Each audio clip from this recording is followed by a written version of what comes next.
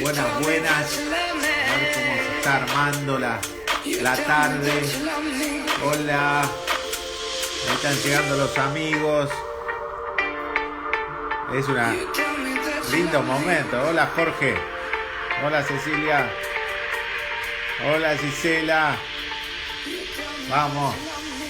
Cuánto equipo que está entrando acá, ¿eh? Uy, Jorge de Piedrabuena. Ah, este ya sé por quién vino, ¿eh? Ya sé por quién vino, me parece. Lo voy a ver, lo voy a buscar a mi amigo.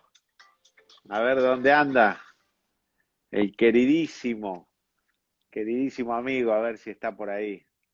No es fácil, ¿eh? No es fácil la tecnología, pero ahí ¿Cómo está. estás, Gustavito? Ale, querido, hay peluqueros allá, acá no. No, ¿Barbero tampoco? No, no, obviamente. No, de los hombros para arriba, nada. Para abajo tampoco. No tenemos No hay nada. nada, no hay nada. No Está en hay nada. suspensión. Todo en suspensión, todo, bueno, viste que nos están cuidando. Y entonces Está bien, hay que nos cuidarse, vamos a, hay que cuidarse. nos vamos a dejar cuidar. Perfecto, Bueno, perfecto. acá está un poquito fresco en Buenos Aires. Son las 5 de la tarde, 5:01. Estamos entrando en comunicación con el doctor Alejandro Pérez, miembro de la Fundación Fobia Club y representante en la Patagonia Argentina, porque para aquellos que no saben, piensan que con esa camisa moderna y todo que está acá nomás, no, está No, no. tierra adentro, no es caribeño, está bien cargado de frío, ¿no? No, acá te digo que está bastante bien el clima, está bastante lindo. Debe estar haciendo unos 5 grados, así que está bastante bien. Ah, bueno, tienen 10 menos que nosotros. Hola, Silvia. Claro, claro, claro. Acá ya viene el calor, ya viene el solcito. Bueno, ya pegó la curva. También hay que pensar eso, ¿no? Que el sol ya empieza a salir un poquito antes. Estamos en un momento un poco más esperanzador, ¿no? Por esto de la cuarentena. Cada vez que aparece el buen clima, que pasan más días, la gente empieza también a pensar de que tarde o temprano esto se va a abrir más y que vamos a estar encontrándonos más frecuentemente y vamos a poder recuperar un poco nuestro estilo de vida. Bueno, parece que se está presentando así, por lo menos acá en Buenos Aires. Ojalá, ojalá. La verdad que bueno, se está extendiendo un poco más de lo que uno preveía, ¿no? O sea, a principios de año, cuando hablábamos por primera vez, ¿te acordás? Y bueno, ya parece medio lejano, ¿no? Que ha pasado tanto tiempo y en realidad tampoco fue tanto. Pero bueno, se vive casi del día a día. ¿Viste cómo es la ansiedad, no? Si vos a una persona le decís, ¿sabes qué? Yo te voy a dejar en tu casa los próximos 5 meses y no te voy a dejar ni ir a trabajar, ni encontrarte con amigos, te vas a quedar en tu casa. ¿Qué te diría esa persona? Que la va a pasar mal, que va a ser Sí. horrible, que no Que es vas a saber qué imposible, lo primero hacer. que te dicen, ¿no? No se puede, no se puede. Nadie, nadie. Ni siquiera las empresas pensaban que iban a poder mandar a la casa a tanta gente y poder hacer trabajo de teletrabajo, ¿no? Y hoy, Sí, pasados los 5 meses, acá estamos. Acá estamos todavía, ganas de acá estamos. trabajar, ganas de Y hacer lo estamos cosas. afrontando, la verdad que se está afrontando. Y yo creo que ahí pasa por la capacidad de adaptación. Me parece que fue un desafío darwiniano casi, ¿no? De quién puede adaptarse y de quién puede superar, quién puede mejorarse inclusive, porque me parece que por ahí pasa por ahí el desafío, ¿no? O sea, no solamente quién puede sobrevivir, quién puede sino quién puede mejorarse, quién puede optimizarse en este contexto. Totalmente de acuerdo, Ale. Porque aparte, las amenazas que nosotros teníamos permanentemente, como la amenaza de el empobrecimiento, la amenaza de la hambruna, la amenaza de la peste, la amenaza, terminó siendo bastante controlado. La Sí. realidad es que tuvimos mecanismos de afrontamiento, redes sociales, apoyo gubernamental, lo que sea, todo fue un entramado que le permitió al hombre moderno sentirse seguro. cuando Ujú. durante toda su vida estuvo sintiéndose amenazado por estas cosas, ¿no? Sí, y una amenaza a lo que es el estilo de vida, ¿no? A lo que uno estaba acostumbrado. A cuestiones que inclusive están muy arraigadas en nosotros, o sea, en nosotros digo, en la idiosincrasia del pueblo, esto del compartir un asado, de juntarse con amigos, de celebrar los cumpleaños. Inclusive hay estudios que te nombran que, por ejemplo, en países nórdicos o los anglosajones, que no había pegado tanto, porque no tienen tanto esto de la cultura del encuentro, de abrazarse, de acercarse, de darse un beso como una forma de saludo. Entonces eso habría limitado un poco la posibilidad de contagio. Bueno, Ujú. me Lo parece que cual fue es un cierto. desafío a lo cultural, a nuestra propia idiosincrasia, ¿no? Al compartir con el otro. Y bueno, inclusive fíjate que hoy por hoy la mayoría de los contagios se dan a partir de la relajación en las etapas, en el distanciamiento y en empezar a compartir sobre todo la cultura del mate, ¿no? Ujú. La mayoría de los contagios pasan por estar reunidos en un ambiente laboral, en un ambiente familiar y empezar a compartir el mate, ¿no? Algo tan nuestro. Sí, esa sensación de la amenaza ya pasó, ¿no? Sí, Ese relajamiento y decir, bueno, o bueno, yo estoy preparado, si me toca, me toca. Nosotros estamos haciendo siempre el mismo hincapié, ¿no? El hincapié de, miren, si tenemos tres reglas básicas, que es la distancia, el uso del tapaboca y el lavado, las probabilidades son muy bajas. Entonces hay ujú, que apoyarse en eso, esos son los comportamientos. Ayer me decía una paciente de Luján, decía, no puedo ir a visitar a nadie, estoy muy temerosa, siento que algo va a pasar y la verdad que permanentemente le decía yo, ¿sabe qué, señora? Agarre, salga con la bolsita, salga a pasear, salga con la bicicleta, salga, sí. salga, es fundamental, tenemos que salir, cuidándonos en aquellos lugares que pueden salir, cuidándonos, pero salir es justamente sobreponerse al miedo y mantener la distancia, el barbijo, pero salir, nosotros necesitamos salir. Las fobias se acrecientan, la ansiedad se acrecientan cuando estamos encerrados, no nos olvidemos de eso. Nuestra Bueno, vos sabés que imaginación lo el martes potencia. pasado me invitaron acá también a la radio, dale, el amigo Lande, mandando saludos. Capital mundial del fútbol. Totalmente de acuerdo, totalmente de acuerdo. Y acá charlábamos en la radio y llegaban mensajes ante la posibilidad de generarse, o cuál era la posibilidad de generarse un estrés postraumático a partir de esta situación. Y la verdad que, bueno, podría estar esa posibilidad, sobre todo cuando empiezan los pensamientos estos intrusivos, rumiantes, que nos hacen por ahí estar constantemente queriendo controlar la situación y estar pensando en las noticias y buscando información. Y charlábamos sobre, bueno, a ver, vamos a hacer hincapié en lo que uno tiene realmente de herramientas, o sea, qué es lo que uno puede manejar, qué es lo que uno puede hacer. Y es esto que decías vos. O sea, a ver, básicamente las recomendaciones, ¿cuáles son? El uso de barbijo, el mantener la distancia, el no compartir el mate, el estornudar si es necesario en el pliegue del codo, los lugares donde está un poco restringida la salida, bueno, tratar de salir lo mínimo indispensable. Y son esos los cuidados generales que uno son los que tiene que tener. Entonces, me Exacto. parece que más que hacer hincapié en algún tipo de cambio en la situación, sino en realidad en las herramientas que uno posee hoy por hoy para controlar la situación. Y si hace largo, bueno, la verdad que es difícil. Quisiéramos que todo termine lo antes posible, quisiéramos que ya mañana esté la vacuna y ya podamos salir. Si es la vacuna rusa, si es la de Oxford, si es la de India, la que sea, pero volver a esta normalidad. Pero bueno, toca hacer hincapié en estas recomendaciones hasta que tengamos esa posibilidad de nuevo. Exacto. Pero el que espera, desespera, dice el dicho. Y entonces ahí es donde empieza a aparecer algo que es la fiel compañera de muchos de nuestros pacientes, la queridísima ansiedad. Y ya empezaron las preguntas, ¿eh? Vamos a preguntaros en privados, algunos ya están preguntando ahí en público también. Bueno, vamos a tratar de empezar a contestar las preguntas, porque la verdad nosotros les pedimos que se animen, que pregunten de todo. Y ¿saben Totalmente. qué?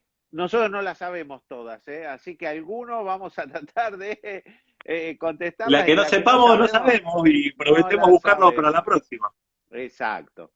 Pero bueno, acá dice claramente Gisela, dice, a mí me pasó que de tanto estrés por la limpieza y el agotamiento de tanto pensar, me agarró una fobia terrible. Tomo 5 pastillas por día y cada vez peor. Bueno, qué preocupación, ¿no? La Sí, preocupación de un ansioso es, bueno, no quiero sentir ansiedad, pero después, cuando toma medicaciones, no quiero tomar medicación.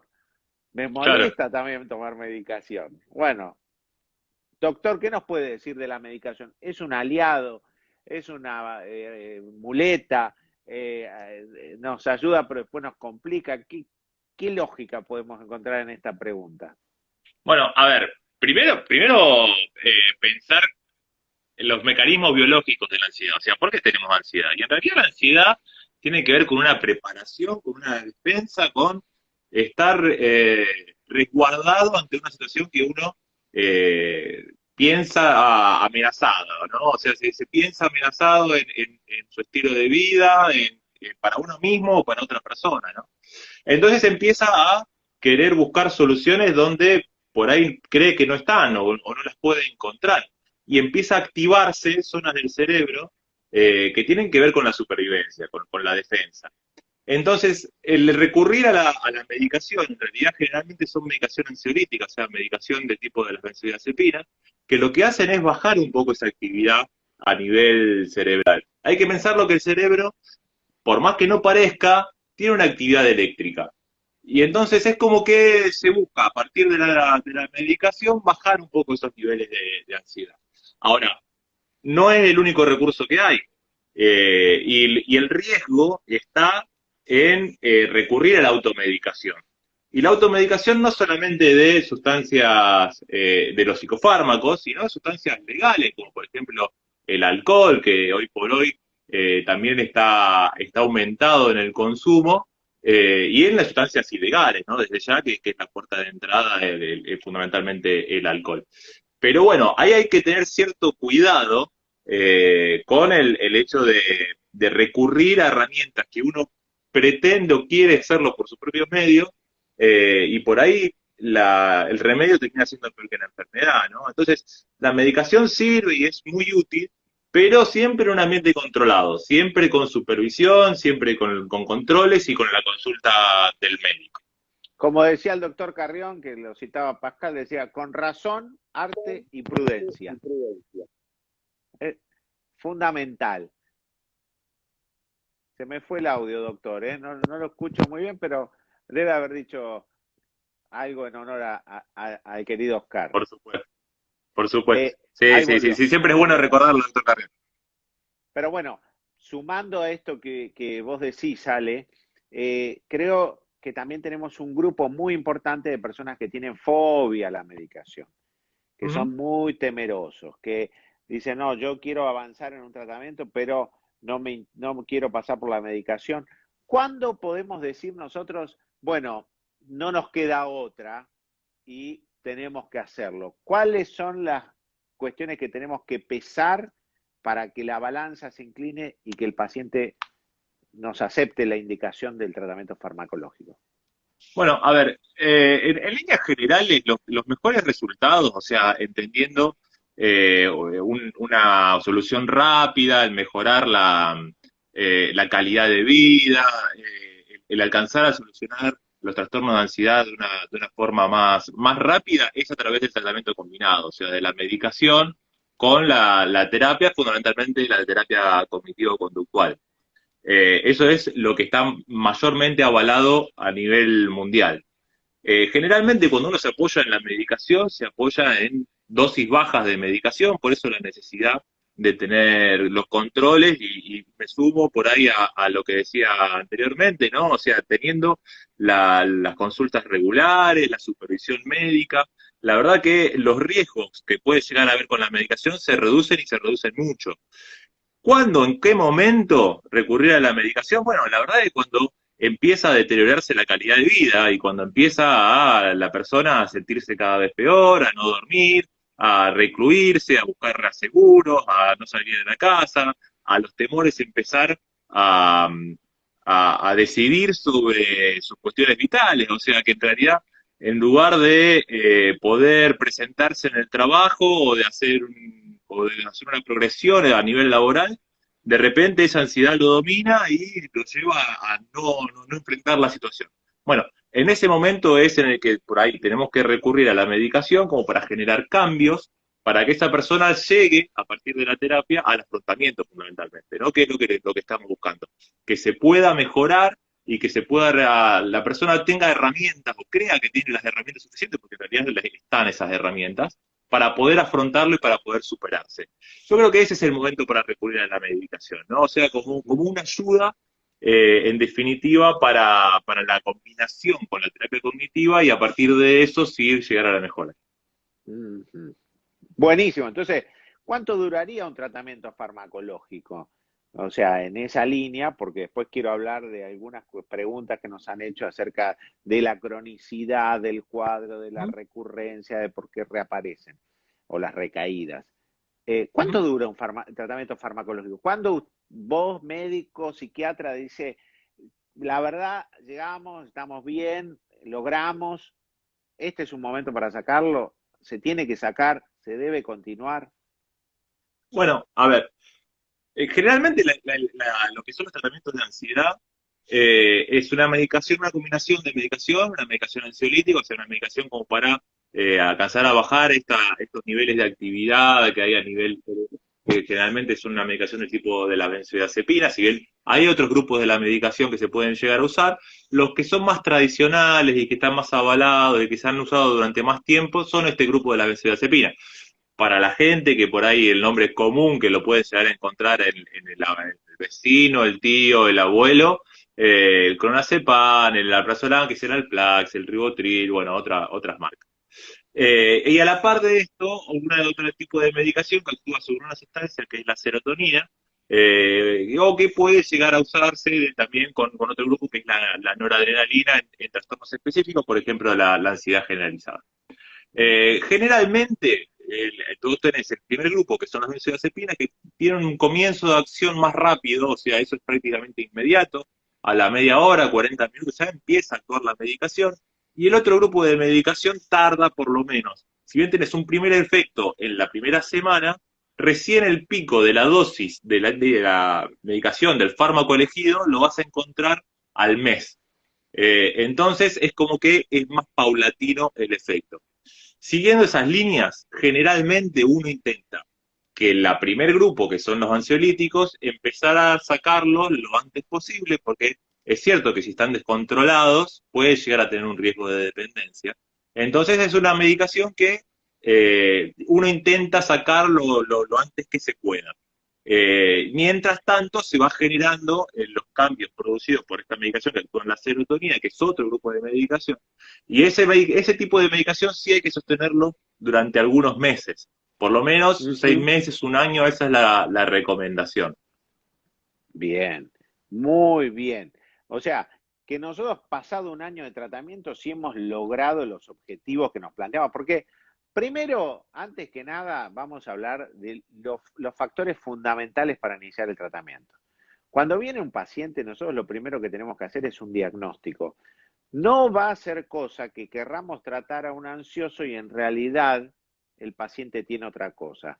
Muchos tratamientos fracasan porque no está bien indicado el tratamiento, porque no se hizo bien el diagnóstico. Y Claro, esto es clave. Nosotros hemos tenido pacientes que, por ejemplo, tenían fobia a fobia a determinados determinados alimentos alimentos y esos y pacientes eso eran diagnosticados como que tenían un trastorno alimentario. Entonces, claro, iban a la búsqueda de un trastorno alimentario y no encontraban solución. Estoy atendiendo personas que tienen trastornos obsesivos compulsivos que también, con su temor al contacto con alimentos grasosos, manteca, papas fritas y demás, empezaron a hacer una restricción alimentaria y fueron indicados como trastornos alimentarios y en realidad es un trastorno obsesivo que deriva en claro. complicaciones alimentarias. Entonces, Esto es clave, un buen diagnóstico. A veces el diagnóstico, como nosotros lo podemos hacer, es a través de la entrevista clínica, a través de estudios complementarios, a través de indicaciones de biomarcadores, de bioeléctricos. Por suerte hoy hay un arsenal de elementos que nos permiten determinar cuál es un cerebro ansioso y cuál es un cerebro que no está sufriendo ansiedad. Entonces, esos elementos van a enriquecer el tratamiento. Después sí largamos en el tratamiento. Y Ujú. hay tratamientos para pacientes que son obsesivos, pacientes ansiosos, pacientes fóbicos. Cada uno de ellos irá requiriendo determinados elementos. Pero la mayoría de las veces los tratamientos arrancan con un objetivo. El objetivo es la discusión con el terapeuta, con el psiquiatra. Dice, bueno, ¿vos qué querés? No, bueno, yo quiero volar en avión porque hace 3 años que no Claro, me puedo subir a un avión. Bueno, nuestro objetivo va a ser que puedas volar con el mínimo de ansiedad, que puedas tolerar el viaje, que lo puedas disfrutar, que puedas ir y volver, que se convierta en una situación normal para vos y no se convierta en una situación de alto riesgo. Y a partir de ahí, el paciente va a ir en búsqueda de ese objetivo. Y después veremos si ya voló, si voló un par de veces, tomaremos la decisión de si discontinuamos el tratamiento o no. Pero para eso tenemos una información previa. Si ese claro. paciente, además de su fobia a volar, tiene otro cuadro asociado. Tiene un cuadro depresivo, tiene un cuadro de tipo obsesivo, si tiene otro cuadro asociado. Y eso sí que nos va a cambiar un poquito las reglas del juego. Así que lo primero es diagnóstico y objetivo de tratamiento, ¿no? Tal cual. Bueno, y eso que estás hablando, me parece que primero que es fundamental, y segundo de que me parece que da una participación diferente a la persona, ¿no? O sea, está lejos de que por ahí uno tiene la verdad revelada, como decía el emérito doctor Lande, no es que uno hace imposición de mano y ya está, sino de que en realidad es un tratamiento que es en conjunto, ¿no? O sea, la persona que llega con el padecimiento se abre ante esta posibilidad diagnóstica y es la coordinación con el terapeuta de decir, bueno, a ver, cuáles son los objetivos, cuáles van a ser los plazos, cuáles van a ser los puntos a tratar. Y a partir de eso es plantear cuáles son las metas, hasta dónde llegar, qué es lo que uno apunta y sí plantear a partir de ese momento plazos realistas, ¿no? O sea, los que son ajustados para la persona, porque todo esto que estamos hablando es en líneas generales. Y había por ahí gente que se preocupaba y decía, bueno, pero en realidad que yo me tengo que medicar sí o sí cuando padezco de ansiedad, y en realidad también uno juega, más allá de las cuestiones generales, de la individualidad, de los recursos, de las posibilidades que tiene cada uno, ¿no? Entonces me parece que ahí viene lo interesante cuando uno plantea un tratamiento, ¿no? En acercarse y que sea una terapia en conjunto, que no pase todo por este lado del escritorio, digamos, ¿no? O sea, que en realidad el trabajo es algo que los vamos a ayudar entre los dos a salir adelante. Uh-huh. Y vamos sumando. Voy a entrar en una pregunta que hace Cecilia. ¿Eh? Dice, ¿por qué sentí que me curé y hace un tiempo volví a sentir ansiedad? ¿Por qué vuelve? ¿Por qué Ajá. vuelve? Bueno, esto es muy interesante, entender de la genética del paciente ansioso, ¿no? Hay claramente un circuito, un sistema que sostiene, que son todos los mecanismos compensatorios que hacen que la ansiedad se perpetúe. Y esto Ujú. es muy importante detectarlo. Por eso el tratamiento en otra línea va a ser quitar esos elementos compensatorios, entregar otras herramientas y que el paciente aprenda también a que la probabilidad de recaída es alta, que Ujú. puede aparecer una recaída, ¿no? Eso es Sí, sí. fundamental. Y asumirlo desde el principio, ¿no? O sea, que en realidad tampoco es que uno, cumpliendo los objetivos que uno se plantea, ya no va a sufrir más de ansiedad. A ver, hay que plantearlo la ansiedad como una situación, como un mecanismo de defensa normal en el ser humano. Todos tenemos ansiedad. Ahora, el problema es cuando esa ansiedad se termina transformando en un trastorno y empieza a ser incapacitante, empieza a ser inhabilitante, empieza a no dejarnos desarrollar. Entonces ahí es cuando empiezan los problemas de ansiedad. Entonces, si vamos a apuntar como objetivo de tratamiento no sufrir de ansiedad, y la verdad que es un objetivo irreal, porque sería dejar de ser humano, sino de que en realidad el objetivo tiene que empezar a ser, bueno, no empezar a sufrir la cantidad de ansiedad necesaria, objetiva o acorde a lo que nos está pasando. O sea, acorde a la situación, acorde al problema. Muchas veces, cuando la persona sufre de ansiedad, responde o está acostumbrado a responder de una forma exagerada. Entonces, se piensa que cualquier situación que dispare ansiedad es una situación anómala. Y no es así.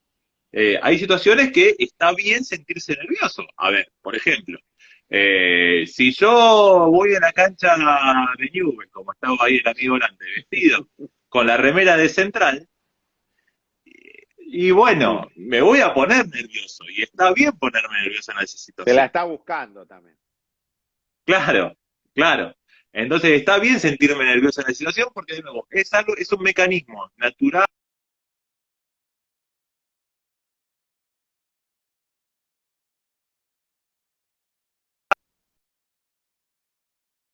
Estoy escuchando perfectamente. ¿Usted no me escucha? Ante ¿Se determinadas cortó? situaciones, decía el doctor, ante determinadas situaciones es normal sentir Ah, ansiedad. te veo. Está funcionando mal la internet de la Patagonia. Nosotros lo escuchamos muy bien, acá se te escucha perfecto. ¿Se Así escucha que bien? seguí que vas bien. Así es, Dale, así es. dale, dale, Esto, dale. esto es el tren fantasma. Entramos y vos seguís y vamos a Te salir de veo, te acá. veo en Windows 95, Gus, estás muy pixelado. Bueno, ¿a dónde iba? Ante determinadas situaciones, se Sí, disparan estos mecanismos que son normales y está bien, porque busca defendernos, busca protegernos ante alguna situación. Entonces, bueno, uno no puede pretender no sentir ansiedad. Eso no es un objetivo racional, no es un objetivo que sea real. Entonces, ahí es cuando tenemos que plantearnos, a ver, realmente hacia dónde vamos a ir, qué es lo que vamos a ponernos como objetivo y como meta, ¿no? seguro. Ahora, ¿qué pasa que la ansiedad vuelve?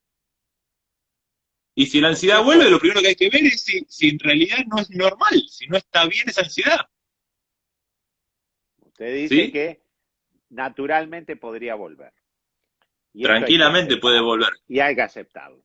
Digamos, esto para calmarlo. No es que fracasó, no es que va a volver de cero. Puede ser un microepisodio, algo a resolver, algo que hay que estar atento es el nivel de estrés, alguna situación que lo puede estar disparando, algún factor hormonal del momento. Son elementos que a veces nos llevan a tener una mayor sensibilidad de la ansiedad y la preocupación o el foco que nosotros ponemos en esa sensación de ansiedad hace que se magnifique y volvamos a lugares conocidos, ¿no? Sí, sí, sí, tal cual. Por eso, llega un momento donde la persona empieza a arraigarse tanto con la ansiedad, se hace tan amigo de la ansiedad, que cree que por ahí se interpreta de forma anómala cuestiones que son normales y naturales y que están bien. Entonces me parece que lo que primero que hay que discriminar en ese momento es, bueno, a ver, cuál fue la situación, empezar a desmenuzar esa ansiedad que se sintió, ¿no? Entonces, bueno, a ver si realmente está ajustado o no eso. Y en esa charla con el profesional va a ir ordenando un poco el panorama y va a ver las posibilidades reales de la amenaza o no. Porque no nos Ujú. olvidemos que la ansiedad aparece como una creencia de amenaza permanente. Acá hay otra pregunta. Alejandro dice, ¿por qué se me va el hambre? Dice. ¿Mm? Ajá. Hay algunos. Con la medicación, sobreentiendo, ¿no? Después hay otro que dice, me molesta tomar medicación. Yo estoy con ataque de pánico, lo único que me ayuda es respirar y el mindfulness. Qué bueno, Ajá. mirá. ¿Se puede curar la fobia social al 100%? 100% no existe nada, nunca. Puede fallar, decía Tuzam. Alguno, después vamos a hablar de la cuestión sexual también. Como diría, la primera vez que me pasó, todo puede ocurrir. Nadie podría darse exento porque Ujú. la vida de la persona ansiosa puede tener altibajos. Y eso es la vida. La vida está siempre cargada de novedades, de estímulos, de situaciones que nos hacen, bueno, de alguna manera obtener mejores recursos, esforzarnos un poco más, desarrollar Claro. nuevas habilidades para sobreponernos, ¿no? A ver, Eh, sobre todo lo que tiene que ver con la fobia social, ¿no? Muchas veces llega la consulta, sobre todo de chicos, de hombres, de adolescentes, de adultos jóvenes, que de repente no se animan o te dicen, mira, la verdad que estoy enamorado de la chica de mi compañera de la universidad, que la verdad que la rompe, que es un camión, que es un bombón, y no me animo a hablar. Y no puedo, y bueno, y muchas veces eso termina disparando cuestiones o se asocian con la fobia social. Y la verdad que una vez que uno lo va trabajando y se llega y se cumple con ese objetivo, cuando se supera esa situación, queda la sensación de haber salido campeón, o sea, de haber ganado la Libertadores, de haber tenido el partido de la vida, ¿no? Entonces, bueno, la verdad que eso también es remarcable, ¿no? O sea, el hecho de haber superado una situación así y decir, bueno, la verdad que no es lo mismo haberme animado, haberlo superado, haber conseguido ese objetivo que me parecía imposible, a dejarme llevar, ¿no? Por situaciones o quedarme eh, sin animarme, básicamente. bueno, eso es muy importante. Primero porque habla de que uno se tiene que conocer vulnerable y reconocer vulnerable. No lo podemos todo, todo no se puede, todo no lo podemos hacer, todo no lo vamos a poder hacer bien.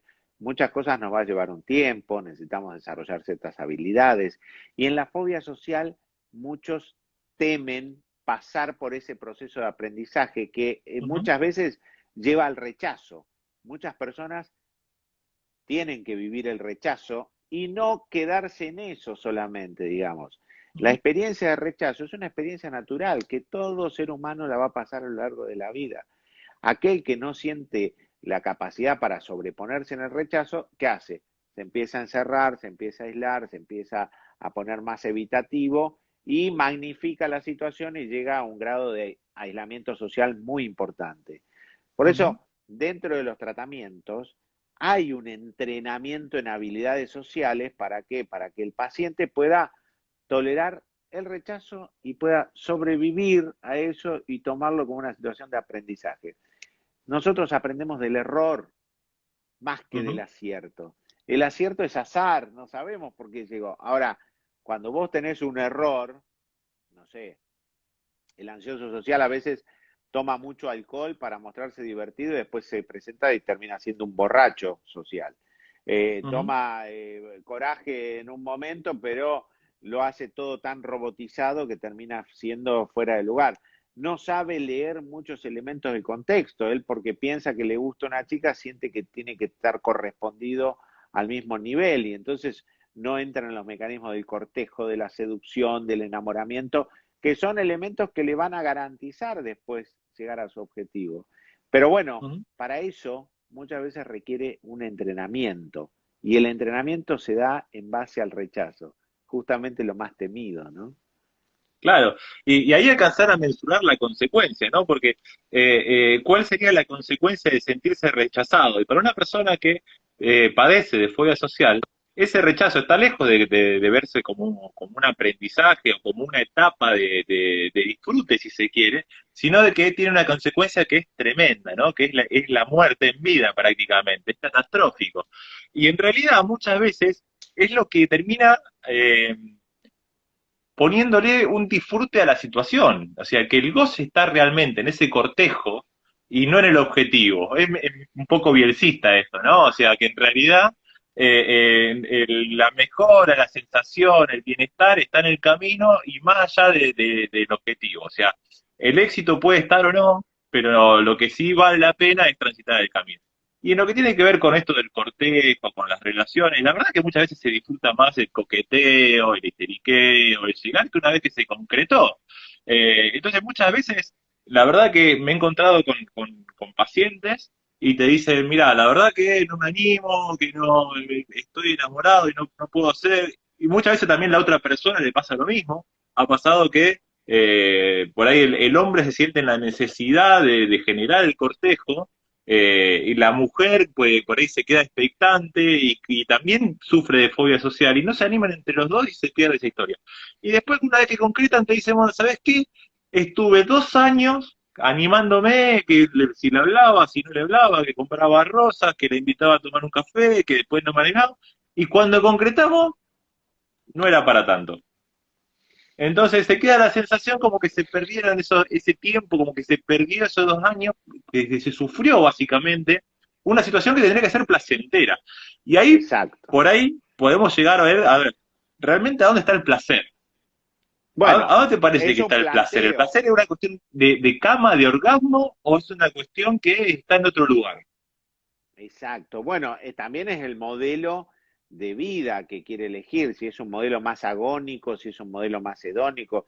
Si dice, bueno, yo tengo que sufrir, tengo que remar permanentemente, todo para mí es cuesta arriba, es sacrificado. Bueno, la verdad es que ese es un modelo, ¿no? Que él está adhiriendo a ese modelo y lo está reforzando con un montón de pautas de conducta.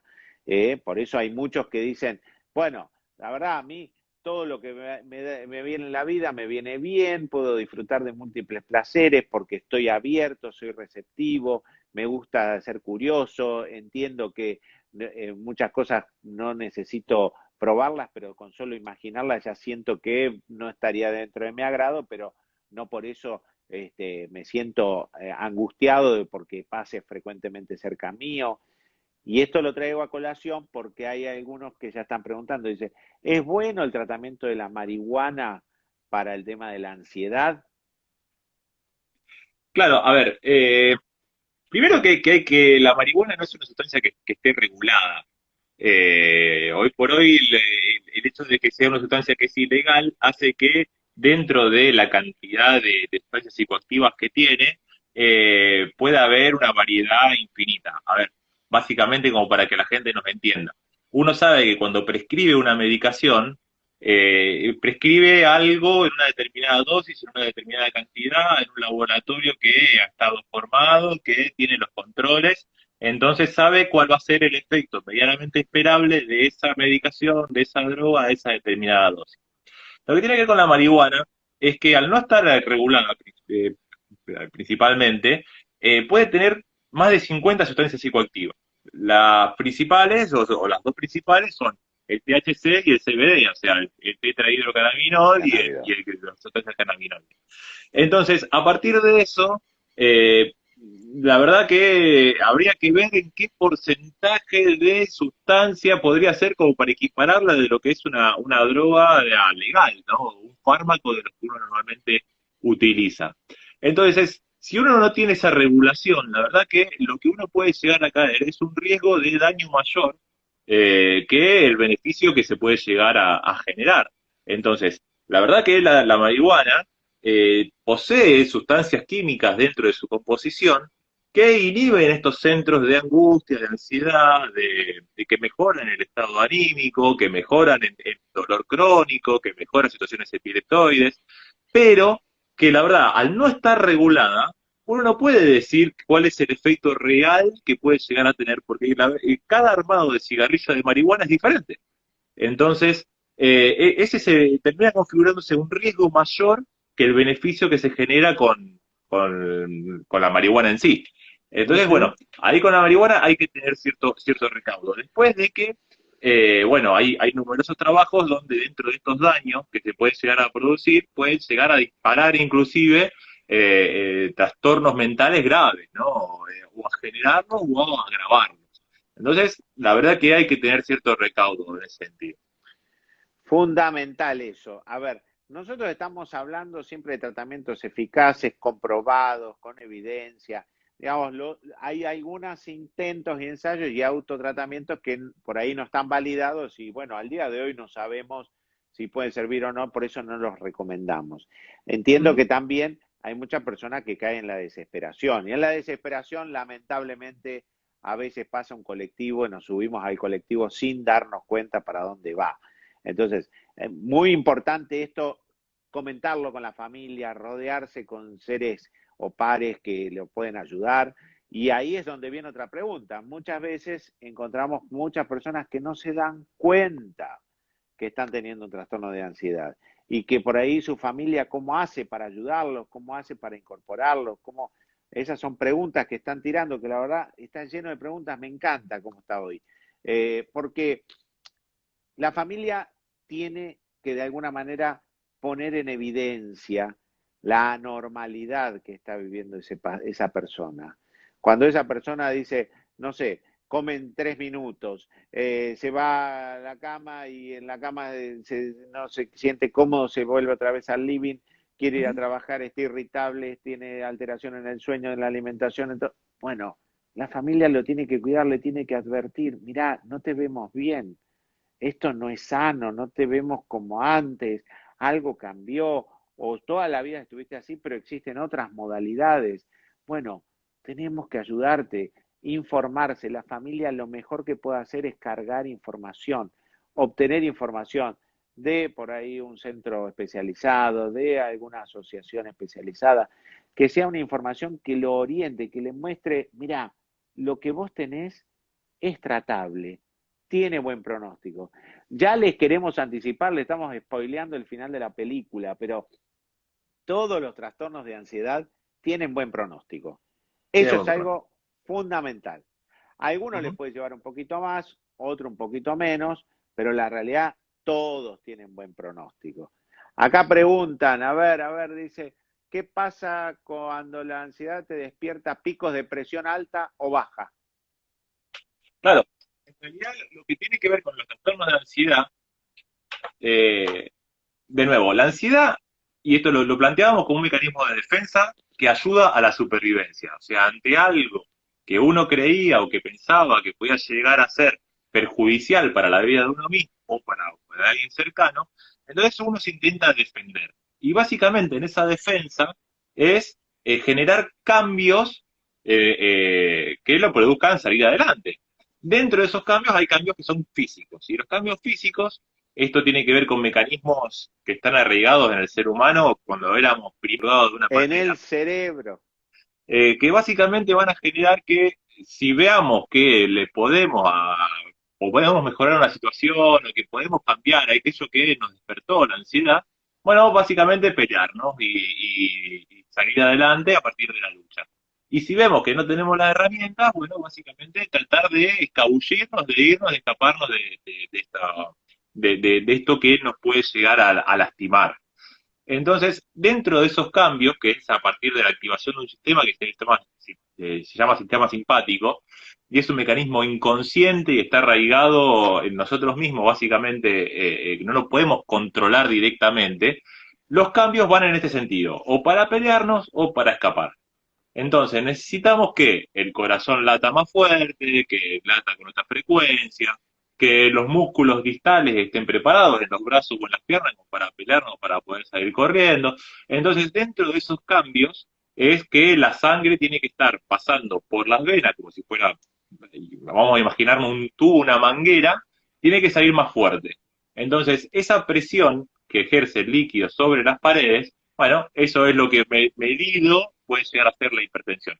Entonces, es un mecanismo fisiológico normal dentro de lo que es la ansiedad.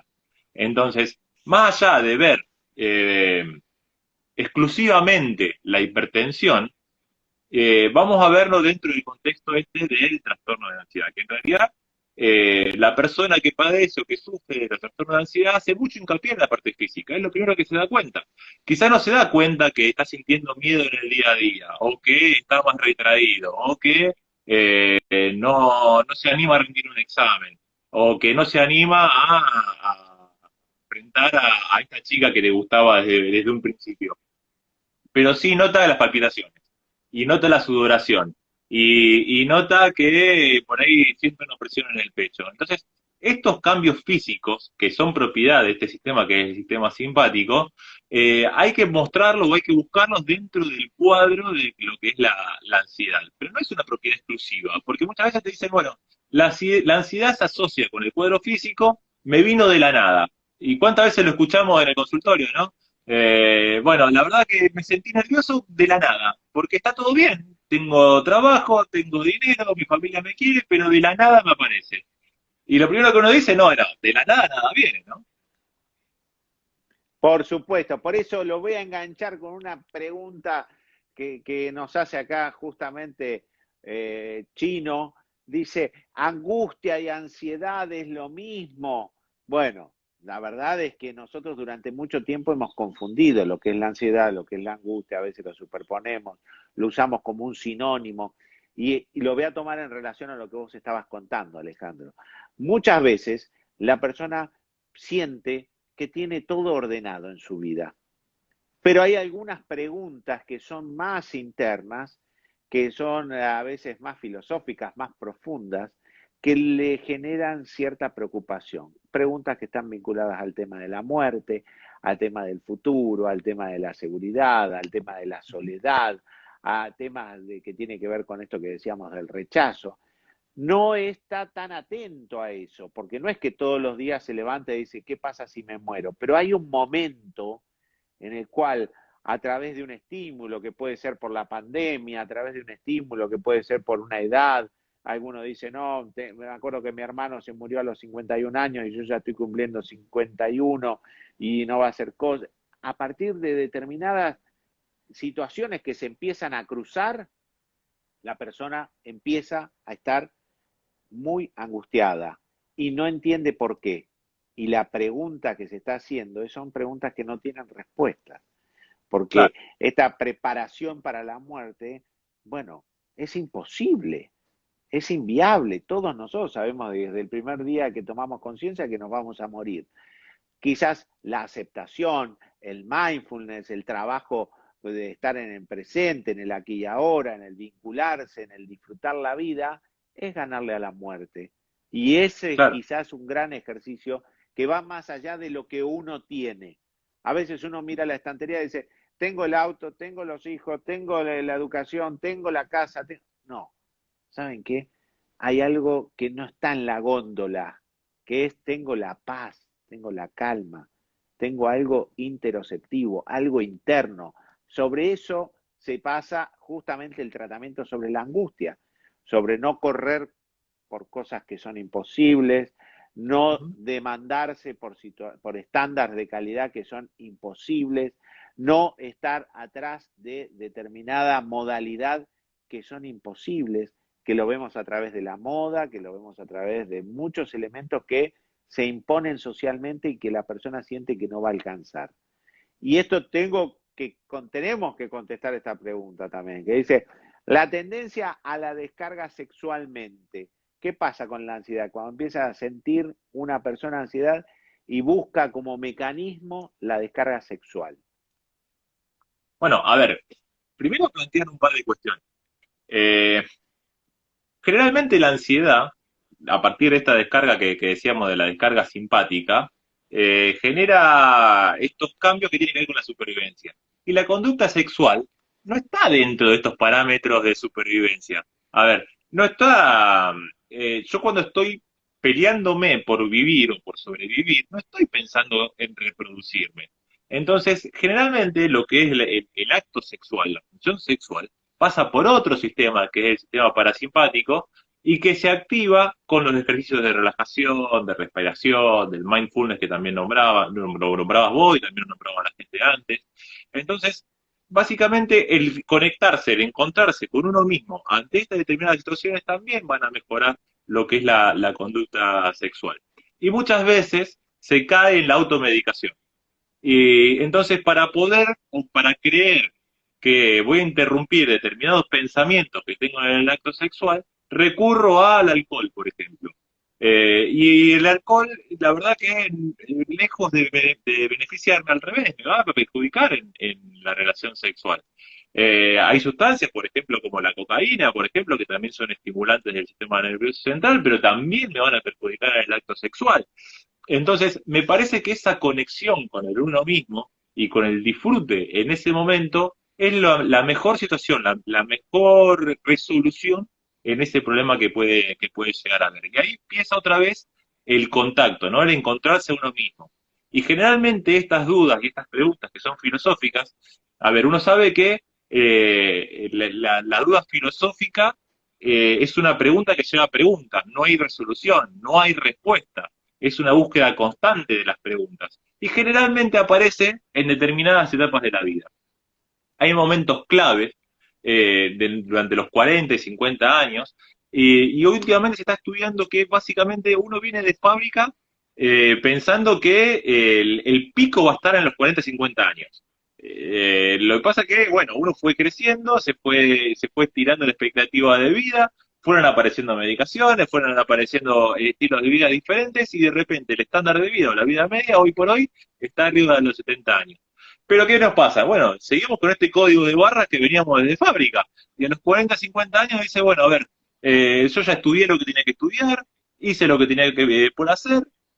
Generalmente ya uno empieza a tener descendencia, empieza con los hijos a partir de esa edad, bueno, ¿qué me queda? Y empiezan otra vez las dudas y empiezan las preguntas, y esas preguntas entendiéndolas de esta manera, ¿no? Quizás que sean preguntas que no te van a llevar a una resolución, que no va a haber una respuesta, no la hay, y sino que son preguntas que van a llevar a preguntas. Y quedarse con, Y, con, con, con y estas en- dudas, ¿no? no, y entender que es un buen ejercicio mental tener preguntas. Y bueno, pero voy a volver un poquito para atrás al tema de la descarga sexual de la ansiedad. O sea, cuando me pongo ansioso busco el contacto sexual. Esto es muy frecuente, más frecuente en los hombres que en la mujer. ¿Por qué? Ujú. Porque también hay una liberación de ciertas hormonas que tienen que ver con el contacto, con la oxitocina, como vemos siempre, más allá del sistema de recompensa de la dopamina, de la sexualidad, que llevan a un estado de cierta calma. Entonces, muchos pacientes buscan como tratamiento para la ansiedad la descarga sexual y eso Ujú. les hace perder el verdadero placer sexual. Cuando Claro. uno busca la sexualidad para algo, ya sea para procrear, para otras cosas, probablemente la ansiedad la sexualidad pierda la gratificación global. Se empieza como a utilizar un medio para llegar a un fin. Y eso justamente es lo que hay que evitar en la buena sexualidad. La buena sexualidad implica que es un fin en sí mismo. Un fin Claro. en sí mismo. Estamos ahí para pasarla bien, o estoy ahí, porque a veces entendemos solamente la sexualidad cuando está vinculada a otro, y muchas veces la autosexualidad también es un mecanismo de placer. No Ujú. lo coloquemos solamente en una situación de descarga. Entonces, esto es muy importante también. Ahora, es cierto que todo lo que hablábamos de la angustia nos lleva a tener la mayor conciencia, la autopercepción, la autorreflexión, el conocimiento y el entendimiento de que nosotros estamos en esta vida para elegir, para tomar decisiones y que nosotros somos verdaderamente los artífices de nuestro destino. O sea, cuando yo digo, esto lo como y me banco después de aumentar de peso, o me banco que mi arteria esté un poquito más complicada, o si fumo, o si tomo el cannabis, o si tomo el alcohol, bueno, yo estoy tomando decisiones y eso es un valor que tiene el ser humano que no lo tiene ninguna otra especie, ¿no? Sí, Entonces, ¿eso qué genera? y Ansiedad, va a generar ansiedad. totalmente, totalmente. Y vos fíjate cómo vamos uniendo los temas, ¿no? Y vos estás hablando de la sexualidad y la sexualidad como un punto de fin en cuanto a la relación sexual, al coito. Y en realidad la sexualidad se construye en el día a día, en lo cotidiano, en el cuidado personal, en la imagen, ahí también hay sexualidad, en el En el mantenerse aseado, autoerotismo, el totalmente. autoerotismo, el autoerotismo. Cuando uno, yo le voy a decir esto a todos, hombres y mujeres, cuando alguien se compra una ropa, se la compra para uno, no para el otro, digamos. Lo primero, entonces, tiene que disfrutarla esa persona. La mujer si se pone la ropa interior, lo primero que tiene que hacer es verse ella cómo le queda, no Claro, para ir a seducir al marido y mostrarle una foto al novio o amante. Lo tiene que disfrutar ella. Lo mismo el varón, lo mismo si pasó por la peluquería, si lo que hizo, lo tiene que primero incorporar como algo placentero propio, que ya es un fin en sí mismo eso. claro. Y otra vez el encontrarse en el momento cotidiano, en la realidad, en el presente. No en la expectativa o en el fin, sino en el desarrollo personal en el segundo, o sea, en el momento en el que uno está. Y Ujú. entonces a partir de eso yo creo que uno empieza con el goce de una forma diferente. Ya no es la proyección de una idealización, sino de que es un disfrute continuo. Empieza a mejorarse en el día a día. Primero aceptarse, ¿no? Porque por ahí hay gente que se ve en el espejo y no se acepta.